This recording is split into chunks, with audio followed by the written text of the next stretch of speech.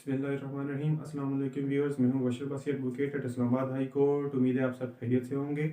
आज हम जिस बिल के बारे में डिस्कस करने जा रहे हैं वो रिसेंटली नेशनल असम्बली से पास हुआ है, जो कि सूद के ख़िलाफ़, सूद को रोकता है, उसकी मुमायनत करता है। नबी पाक सल्लल्लाहु अलैहि वसल्लम ने हज के मौके पर सूद को हराम करार दिया था। दुनिया के तमाम मज़ाहिब में सूद को हराम करार दिया गया है। सूरह आले इमरान में और सूरह बकरा में भी इसकी मुमानत है, यानी कि सूद खाना अल्लाह और उसके रसूल के ख़िलाफ़ जंग करने के मुतरादिफ है। तो चलिए देखते हैं इसमें किन किन चीज़ों को डिस्कस किया गया है। ये जो बिल पास हुआ है ये Islamabad capital territory prohibition of interest on private loans act 2021 कहलाता है। यानी कि निजी कर्ज़ों पर जो सूद लिया जाता है उसके ख़िलाफ़ ये बिल पास हुआ है, जो कि एक बहुत ही खुशाइन बात है। गवर्नमेंट की जानिब से एक अच्छा स्टेप लिया गया है और ये जो बिल पास हुआ है ये सिर्फ कानून की शक्ल में आने के बाद इस्लामाबाद की हद तक रहेगा, इस्लामाबाद में ही इम्प्लीमेंट होगा। सेक्शन 3 है इसमें, prohibition of private money lending. कोई शख्स भी अगर निजी कर्ज सूद पे अगर देगा तो उसको कितनी सज़ा हो सकती है, कितना जुर्माना हो सकता है। अगर कोई भी शख्स सूद पे कर्ज देगा तो उसको कम से कम 3 साल तक सज़ा और मैक्सिमम जो है वो 10 साल तक सज़ा उसको हो सकती है। और plus fine up to 1 million rupees, यानी कि 10 लाख रुपए तक जुर्माना भी उसको हो सकता है। कम से कम 3 साल तक सज़ा होगी और ज़्यादा से ज़्यादा 10 साल तक सज़ा और 10 लाख रुपए जुर्माना। उसके बाद सेक्शन 4 में डिस्कस किया गया है पनिशमेंट फॉर अबेटमेंट। अगर कोई भी शख्स वर्गलाता है किसी को, मतलब मिसाल के तौर पर अगर कोई तीसरा शख्स है वो एक शख्स को वर्गलाता है सूद पे कर्ज देने के लिए, तो उसको कितनी पनिशमेंट होगी। सेम एज अबव मेंशन के मिनिमम 3 साल और मैक्सिमम 10 साल और fine up to 1 million rupees, यानी कि 10 लाख रुपए तक उसको भी जुर्माना हो सकता है। इसके बाद सेक्शन 5 है पनिशमेंट फॉर मॉलेस्टेशन है।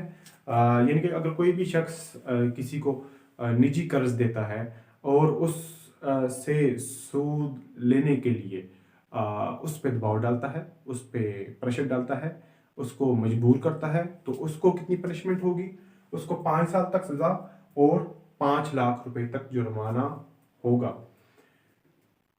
इसमें एक चीज़ आपको बताता चलूँ कि ताज़ीरात पाकिस्तान में पाकिस्तान पिनल कोड 1860 में जिस तरह से पनिशमेंट को डिस्क्राइब किया गया है उसमें पनिशमेंट और फाइन और विद बोथ है, यानी कि उसको सज़ा भी हो सकती है, जुर्माना भी हो सकता है या दोनों हो सकते हैं। जबकि यहाँ ऐसी कोई भी चीज़ डिस्कस नहीं की गई, कोई भी ऐसी चीज़ डिस्क्राइब नहीं की गई। यहाँ पे पनिशमेंट में पनिशमेंट भी होगी और साथ साथ जुर्माना भी होगा।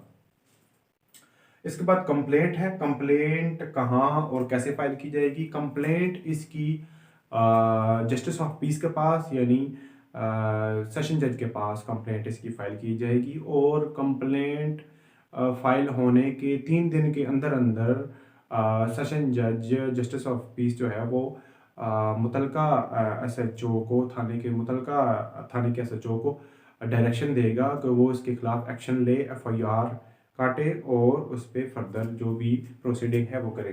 उसके बाद कंप्लेंट के बाद आ जाते हैं सेक्शन 7 पे, liability to pay interest on debt to stand extinguished.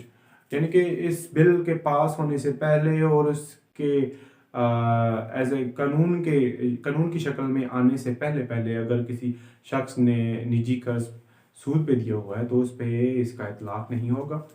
इसके बाद सेक्शन 8 है इसमें, offences to be tried by the court. किस अदालत में इस जुर्म से मुतल्लिका मुकदमा चलेगा, तो मैजिस्ट्रेट ऑफ फर्स्ट क्लास जो है उसके पास इस जुर्म से मुतल्लिक मुकदमात की समाअत होगी।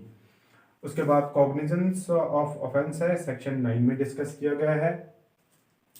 Cognizance magistrate of first class लेगा इस जुर्म की और ये कॉग्निजेबल ऑफेंसेस हैं, काबिल दस्तदर अंदाजी जराइम है, नॉन कंपाउंडेबल है, नाकाबिले राजीनामा जराइम है और नॉन बेलेबल, यानी कि जिनमें ज़मानत भी नहीं हो सकती, जो कि as a matter of right जो है वो मुलजिम बेल क्लेम नहीं कर सकता अदालत से।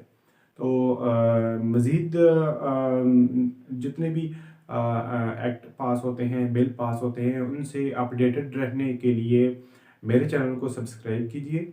इंशाल्लाह जल्द एक नए टॉपिक के साथ, एक नई वीडियो के साथ हाज़िर होंगे।